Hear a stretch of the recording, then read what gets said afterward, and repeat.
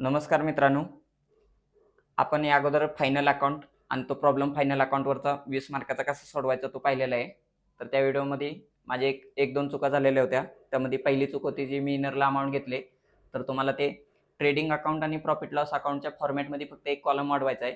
जो मी तुम्हाला सांगितलं की पर्टिक्युलर अमाउंट होतं. तिथं अमाउंटचे कॉलम 2 येणार. Particular amount, amount, particular amount, amount.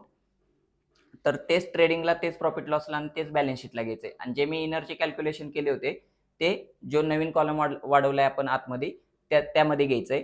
आणि फायनल जी अमाऊंट आहे ती त्या ह्याच्यामध्ये सेकंड कॉलममध्ये अमाऊंटमध्ये टाकायचे. तर ते फॉर्मॅट तुम्ही चेंज करून घ्या. Particular amount, amount, particular amount, amount. Trading account नंतर आपण बघितलं की फॉर द इयर एंडेड लिहायचं. 31 मार्च काय असेल तर ट्रेडिंग अकाउंट मध्ये नंतर जसं लिहितोय तसं प्रॉफिट लॉस अकाउंट नंतर पण ते लिहिणं अपेक्षित आहे. For the year ended 31 March 2018-19 काय जे त्यांनी दिलं असेल ते. पण बॅलन्स शीटच्या वेळी आपण बॅलन्स शीट ॲज ऑन लिहितोय. ॲज ऑन 31 मार्च 2018-19 जे दिलं असेल ते. तर मला त्याच्यामध्ये काय अजून गोष्टी सांगायच्या राहिल्या होत्या. तर आपण मी बघितलं होतं प्रॉब्लेममध्ये सांगितलं होतं तुम्हाला की ट्रायल बॅलन्स दिला जातो, ॲडजस्टमेंट दिल्या जातात. ट्रायल बॅलन्स मधल्या घटकाचा एक इफेक्ट होतो आणि बॅलन्स शीट आपल्या ॲडजस्टमेंट मधल्या घटकाचे 2 इफेक्ट होतात. तर आता आपण पहिल्यांदा प्रॉब्लेम सॉल्व्ह करताना आपण बघितलं की प्रॉब्लेम बघितल्यानंतर प्रॉब्लेम आलाय तर आपण 2 अकाउंट आणि एक स्टेटमेंट बॅलन्स शीट हे ड्राफ्ट करणार आहे. 3 पेजवर 3 हे करून घेणार आहे, ओपन करणार आहे.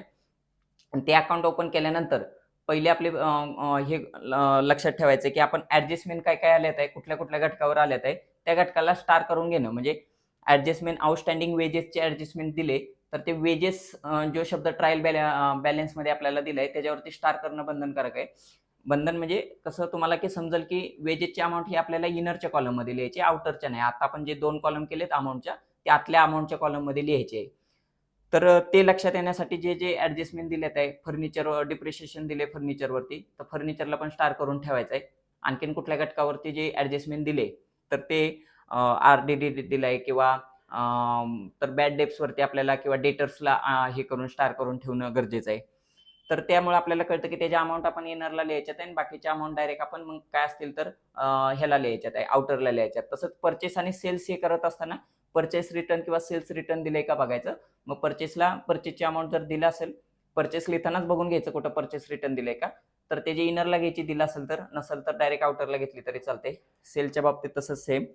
दुसरी गोष्ट मला सांगायचं की ट्रायल बॅलन्समध्ये ते तुम्हाला पर्टिक्युलर डेबिट अमाउंट आणि क्रेडिट अमाउंट दिले. तर ते डेबिटच्या अमाउंट आहेत ना, तुम्हाला जर समजलं नाही तर त्या डेबिटलाच येणार आहेत तुमच्या. म्हणजे एकतर खर्च असेल तर तो ट्रेडिंगच्या किंवा प्रॉफिट लॉसच्या डेबिटलाच कुठेतरी ती अमाउंट येणार आहे. जर डेबिट अमाउंटच्या कॉलममध्ये दिले आणि जर क्रेडिटच्या अमाउंटमध्ये कॉलम दिले, रक्कम दिले तर ती अमाउंट आहे ना तुमची तिकडेच जाणार आहे क्रेडिट साईडला. हे एक छोट्या-छोट्या गोष्टी लक्षात ठेवा. त्यानंतर काल आपल्या ग्रुपला ज्यांनी एका मित्रांनी आपल्या सहकाऱ्यांनी तिन्ही अकाउंटचे फॉर्मॅट टाकलेले आहेत. तर ते वाचून घेणं अपेक्षित आहे. ते 2-3 वेळा रिवाईज केल्यानंतर तुम्हाला कळेल की आणखीन कुठले नवीन शब्द येऊ शकतात आणि ते कुठं जातायत. म्हणजे ट्रेडिंगला जातायत का, प्रॉफिट लॉसला जातायत, बॅलन्स शीटमध्ये जातायत का? तर ते एक तुम्हाला लक्षात येईल. त्यानंतर मी काल लेक्चर घेतलं होतं ह्याच्यावरतीच ट्रेडिंग अकाउंट, प्रॉफिट लॉस आणि बॅलन्स शीटमध्ये कुठले घटक जातात आणि ॲडजस्टमेंटचं पण लेक्चर बनवलं होतं. परंतु ते लेक्चर आपल्याला फोनमधून घेताना काही टेक्निकल इश्यू आल्यामुळे ते घेता आलं नाही लॅपटॉपमध्ये आणि ते म्हणजे ती मेहनत वाया गेल्यामुळे आज आपण एक थोडक्यात मी ते चुका पण काल माझ्या झालेल्या ते कॉलम्स तुम्हाला सांगितले. ते व्हिडिओ बनवलं होतं. परंतु ते व्हिडिओ आपल्याला उपलब्ध होऊ शकत नाही. म्हणून मी आज तुम्हाला तोंडी सांगत आहे असं. तर ते तुम्ही trading account, profit loss account आणि बॅलन्स शीट त्यांनी जे शेअर केलेत आहे किंवा 11वीच्या पुस्तकात तुम्ही गेला, तर मी पण त्याचे पी बनवून तुम्हाला टाकून देईन ग्रुपला. पण तुम्ही ते वाचून घेणं अपेक्षित आहे. त्यानंतर ॲडजस्टमेंट मी काही कॉमन 5 सांगितल्या, परंतु एक 12-14 ॲडजस्टमेंट आहेत, तर त्या तुम्ही वाचून घेणं अपेक्षित आहे. त्यानंतर आता आपण म्हणजे ॲडजस्टमेंटचं थोडंसं मी तुम्हाला एक्सप्लेनेशन करतो कुठल्या ॲडजस्टमेंट आहेत. तर बघा आपण क्लोजिंग स्टॉकचे सांगितले होते. क्लोजिंग स्टॉकची जर ॲडजस्टमेंटमध्ये दिला असेल आणि 2 जर त्याच्या अमाउंट दिले असतील 2 अमाउंट, तर 2 मधले आपल्याला जी लेस आहे म्हणजे जी कमी अमाउंट आहे ती घ्यायची. म्हणजे कॉस्ट प्राईस आणि मार्केट प्राईस दिली असेल आणि दोन्ही वेगवेगळे असतील, तर जी कमी अमाउंट आहे ती आपल्याला घ्यायची आणि ती दोन्हीकडे दाखवायची. ट्रेडिंगच्या क्रेडिटला दाखवायची आणि बॅलन्स शीटमध्ये असेट साईडला दाखवायची. ही पहिली ॲडजस्टमेंट. ही कंपल्सरी मला वाटतं की येईलच. तर ही एक तुम्ही म्हणजे तिचे हे ध्यानात ठेवणं गरजेचं आहे. त्यानंतर डिप्रिशिएशन असतं. ज्या पर्टिक्युलर असेटवर डिप्रिशिएशन दिले आपल्याला, तर त्या असेटमधून ते डिप्रिशिएशन लेस करायचं, किती पर्सेंटेज दिले ते पर्सेंटेज कॅल्क्युलेशन करून. आणि दुसरा इफेक्ट म्हणजे पहिला ज्याच्यावरती दिलाय त्याच्यावरती इफेक्ट दाखवायचा, ज्याच्यावर डिप्रिशिएशन दिले त्याच्यावरती असेट साईडला. दुसरा आपला जो इफेक्ट आहे तो आपला डिप्रिशिएशन खर्च आहे, लॉस आहे, म्हणून तो प्रॉफिट लॉस अकाउंटच्या डेबिटला टू डिप्रिशिएशन लिहायचं आणि जे कशावर दिले ते पर्टिक्युलर लिहून त्याच्या पुढे ते अमाऊंट लिहायची आपल्याला. त्यानंतर बघा आउटस्टँडिंग एक्सपेन्सेस, म्हणजे असे खर्च आहेत की ते देणं बाकी आहे. तर हे आउटस्टँडिंग एक्सपेन्सेस दिले ते, तर ते पर्टिक्युलर दिलं असतील. Outstanding salary, outstanding wedges. तर वेजेस आपण ट्रेडिंगला दाखवतो, सॅलरी आपण प्रॉफिट लॉसला दाखवतो. तर हे आउटस्टँडिंग आहे ते ऍड करायचंय कधी पण. तर ते मग ज्या पर्टिक्युलर अकाउंटमध्ये दिले त्याच्यामध्ये ऍड करणं गरजेचं आहे. आणि दुसरी गोष्ट आउटस्टँडिंग आहे, देयता आहे, लायबिलिटी आहे, म्हणून ते लायबिलिटी साईडला आपल्याला शो करायचं आहे. म्हणजे दोन इफेक्ट आहेत. एक ज्या घटकावरती आउटस्टँडिंग दिले त्या घटकामध्ये ऍड करणं आणि दुसरा इफेक्ट बॅलन्स शीटच्या असेट साईडला. त्यानंतर प्रीपेड एक्सपेन्सेस आहे. मी तुम्हाला सांगितलं आउटस्टँडिंग ऍड करतो, प्रीपेड लेस करतो. प्रीपेड एक्सपेन्सेस आहे ते ज्या घटकावरती एक पर्टिक्युलर दिले प्रीपेड एक्सपेन्सेस, तर त्या घटकामध्ये लेस करायचे. म्हणजे ट्रेडिंगला असू शकतो घटक किंवा प्रॉफिट लॉसला घटक असू शकतो. त्यातून लेस करायचंय. आणि दुसरा जो इफेक्ट आहे त्याचा, तर तो आउटस्टँडिंग तिकडे जाते एक्सपेन्सेस, तर प्रीपेड आपला असेटला जाणार आहे. म्हणजे दुसरा इफेक्ट आहे असेट साईडला. पहिला इफेक्ट आहे की लेस करायचे ज्या पर्टिक्युलर एक्सपेन्सेस दिले ते. त्यानंतर ह्या 4 झाल्या. त्यानंतर आपल्याला बघा बॅड डेप्स आहेत. तर बॅड डेप्स असतात ते म्हणजे बुडीत कर्ज असतं. तर आपले जेवढे डेटर्सवरती ही ऍडजस्टमेंट आले, म्हणून डेटर्सला आपण स्टार करून ठेवलाय बॅड डेप्स आलं तर.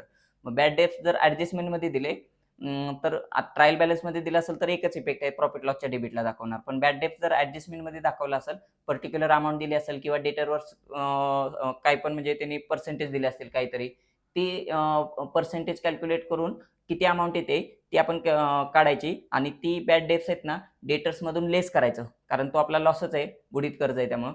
तर ते डेटर्समधून लेस करायचं आणि दुसरा इफेक्ट त्याचा लॉस असल्यामुळं प्रॉफिट लॉस अकाउंटच्या डेबिट साईडला दाखवायचा आहे बॅड डेपचा. त्यानंतर बघा महत्वाच्या घेतोय मी, goods taken by proprietor for personal use, म्हणजे इथं ड्रायव्हिंग. तर ते ड्रायव्हिंगचा इफेक्ट काय आहे, क्रेडिट साईट ऑफ ट्रेडिंग अकाउंटच्या क्रेडिट साईटला आपण दाखवायचं गुड्स विड्रॉन बाय प्रोप्रायटर जी अमाऊंट असेल ती. आणि दुसरं कॅपिटलमधून लेस करतो आपण ड्रायव्हिंग, तर ते हे करायचं. कॅपिटलमध्ये आपण 2 घटक ऍड करतो. एक तर कॅपिटलमध्ये आपण जो प्रॉफिट लॉसला जर नेट प्रॉफिट आला तर तो ऍड करतो आणि दुसरा घटक ऍड करतो तो इंटरेस्ट ऑन कॅपिटल. हे 2 घटक आपण ऍड करतो आणि 3 घटक लेस करत असतो.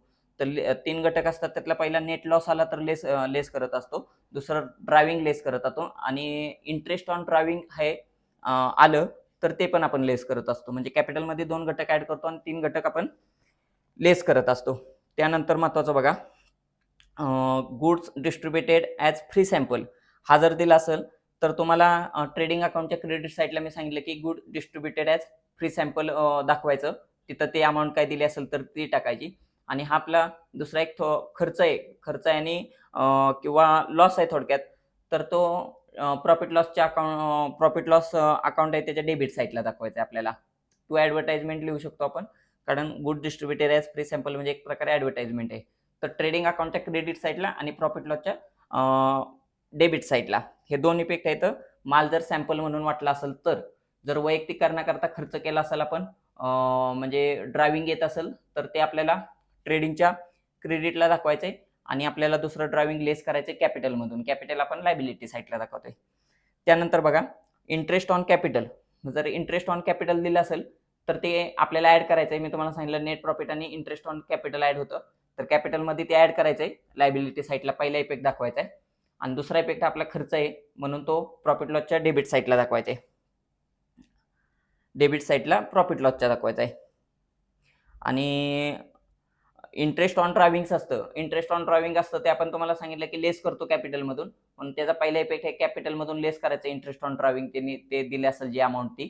आणि दुसरा इफेक्ट आहे की हा इंटरेस्ट ऑन ड्रायव्हिंग म्हणजे आपला एक प्रकारे इन्कमच आहे, कारण आपण जे मालकाला वैयक्तिक रित्या म्हणजे त्यांनी उचल घेतली त्याला आपण ड्रायव्हिंग म्हणतो. मग तो मालक असेल किंवा डायरेक्टर असतील, त्याचे प्रोप्रायटर असतील, तर ते त्याच्यावरती इंटरेस्ट देत असतात. तर बिझनेसच्या दृष्टीने ते एक प्रकारचं इन्कम असतं, म्हणून ते प्रॉफिट लॉस अकाउंटच्या क्रेडिट साईडला इंटरेस्ट ऑन ड्रायव्हिंग म्हणून दाखवायचं आणि ती अमाऊंट लिहायची. तर अशा प्रकारे आपण महत्त्वाच्या ऍडजस्टमेंट घेतलेल्या आहेत. तर त्या तुम्ही पुन्हा एकदा 11वीच्या पुस्तकातून रिवाइज करणं गरजेचं आहे. त्यानंतर जसं मी डिप्रिशिएशन सांगतोय तर डिप्रिशिएशनवर थिअरीला क्वेश्चन आला तर तुम्हाला ह्या गोष्टी लिहिता आल्या पाहिजे. डिप्रिशिएशन लॉस आहे. म्हणजे डिप्रिशिएशनची व्याख्या काय आहे, की प्रत्येक असेटला त्याचं वैयक्तिक म्हणजे आयुष्यमान असतं. तर तसं ते प्रत्येक असेटला आहे. म्हणजे आपण आता फ्रीज वगैरे घेतला तर त्याची आपल्याला सांगतात, की गॅरंटी 2 वर्ष पण वॉरंटी 10 वर्ष. म्हणजे ती मशीन रिपेअर ॲटलीस्ट 10 वर्ष होऊ शकते. 10 वर्षानंतर मशीन जर खराब झाली तर होण्याचे चान्स कमी असतात. म्हणजे त्याचं जीवनकाळ किंवा आयुर्मान जे असतं मशीनचं, तर ते एक 10 वर्षाचं दिलेलं असतं. मग दरवर्षी त्याची काही ना काहीतरी अमाउंट कमी होत असते, घसारा होत असतो. मग तो एक प्रकारचा आपला लॉस आहे डिप्रिशिएशन. आणि डिप्रिशिएशन लॉस आहे, दिसत नाही म्हणून depreciation is a nominal account असं आपण थिअरीमध्ये अजून काय घटक ॲड करू शकतो. जसं डिप्रिशिएशनचे मेन जे कॉज आहेत, ते कॉज पण दिल्यात आहे, कारणं काय आहेत त्याची. त्यानंतर ते आपण पुस्तकातून वाचू शकतो. त्यानंतर ते जे परिणाम काय होतात डिप्रिशिएशनचे, इफेक्ट काय होतात, ते पण आपण सांगू शकतो. डिप्रिशिएशनच्या 2 मेथड आहेत. एक स्ट्रेट लाईन मेथड आहे आणि एक तुमची रेड्यूस व्हॅल्यू मेथड आहे म्हणून. तर ते दोन्ही मेथडचं तुलनात्मक तुम्ही हे करून थिअरी करून जाणं अपेक्षित आहे. त्यावरती एक तुम्हाला थिअरेटिकलला क्वेश्चन आला तर येऊ शकतो. काल मी जनरल एंट्रीचं सांगितलंय ते तुम्ही पुस्तकातून रिवाईज करून घेणं अपेक्षित आहे. त्यानंतर डबल एंट्री सिस्टम काय आहे, म्हणजे जे आपण आता डबल देतोय, डेबिट एक देतोय आणि एकाला क्रेडिट देतोय. तर ते जे पण म्हणजे कशी प्रोसेस आहे, काय आहे, त्यामागची पार्श्वभूमी वगैरे, तर ते पण घटक थिअरीला करणं अपेक्षित आहे. आपण आज इथेच थांबूया आणि जे मी तुम्हाला सांगितले, की माझ्या ज्या फायनल अकाउंटच्या ह्याच्यामध्ये ते कॉलम ॲड करायचे राहिले ते 2 म्हणजे अमाउंटचे डबल कॉलम तुम्ही बनवून घेणं अपेक्षित आहे. तर ती एक चूक झालेली आहे, तर ती सुधारून घ्या. बाकी तुम्ही चांगलाच अभ्यास कराल आणि पास व्हाल अशी तुम्हाला शुभेच्छा देतो. आणि आज आपण इथं थांबूया.